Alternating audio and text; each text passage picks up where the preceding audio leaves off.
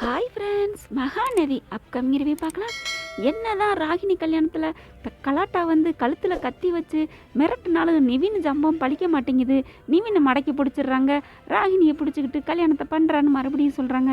ஆனால் காவேரி கிட்ட போய் பயங்கரமாக காப்பாற்றிடுறாங்க.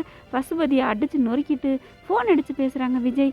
அங்கே இருந்துட்டு தாலி கட்ட போகிறத பார்த்துட்டு விஜய் சொல்கிறாங்க, ஐயோ டேய் என்னடா என்ன காரியம் பண்ண பார்த்துட்ட, இன்னும் 11 மாதம்டா பொறுத்துக்கடா, தாலி கட்டிடாதடா அப்படிங்கிறாங்க.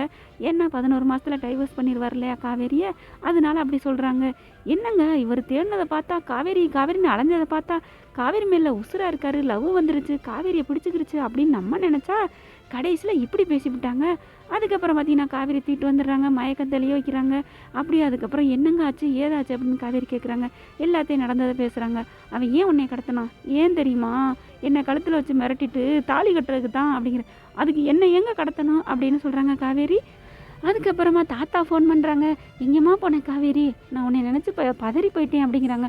ஒன்றும் இல்லை தாத்தா, நான் இங்கே தான் இருந்தேன், சும்மா வெளியில் போயிருந்தேன் அப்படின்னு சொல்லி சமாளிக்கிறாங்க. சரிப்பா நீங்கள் கிளம்பி வந்துடுங்க அப்படிங்கிறாங்க. அதுக்கப்புறம் விஜயும் காவேரி நம்ம போகலாமா அப்படிங்கிறாங்க. காவேரி சரி போவோம் அப்படின்னு பேசுகிறாங்க. ஆனால் எங்கள் வீட்டுக்கு கடைசி வரைக்கும் போகாமலே போகிறோம் அப்படிங்கிறாங்க காவேரி.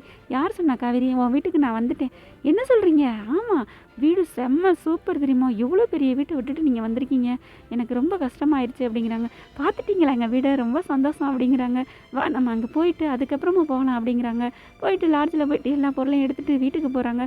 வீட்டில் போயிட்டு எல்லாமே சூப்பராக இருக்குது, அப்படியே ஆடுறாங்க பாடுறாங்க, அப்படியே குசி தாங்க முடியல.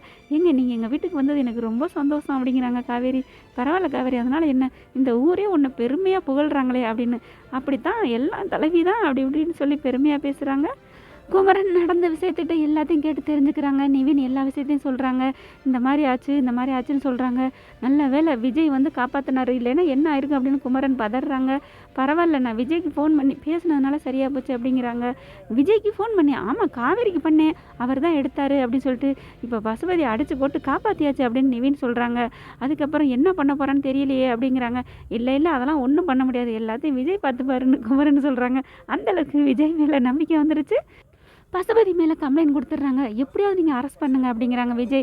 கண்டிப்பாக அரெஸ்ட் பண்ணிடுறோம் அப்படிங்கிறாங்க. ஆனால் எஸ்கேப் ஆயிடுறாங்க பசுபதி அங்கேருந்து. ஓகே ஃப்ரெண்ட்ஸ், இன்னும் வந்து கொடைக்கானலை சுற்றி பார்த்துட்டு தான் போவாங்க, உடனே கிளம்ப மாட்டாங்க. இன்னும் ஜாலியாக இன்னும் அதுக்குள்ளே அவங்க 2 பேர் மனசுலையும் ஒருத்தர் புரிஞ்சுக்குவாங்களா, இல்லை காவேரியும் விஜயும் பிரிஞ்ச மாதிரியே போகிறாங்களா.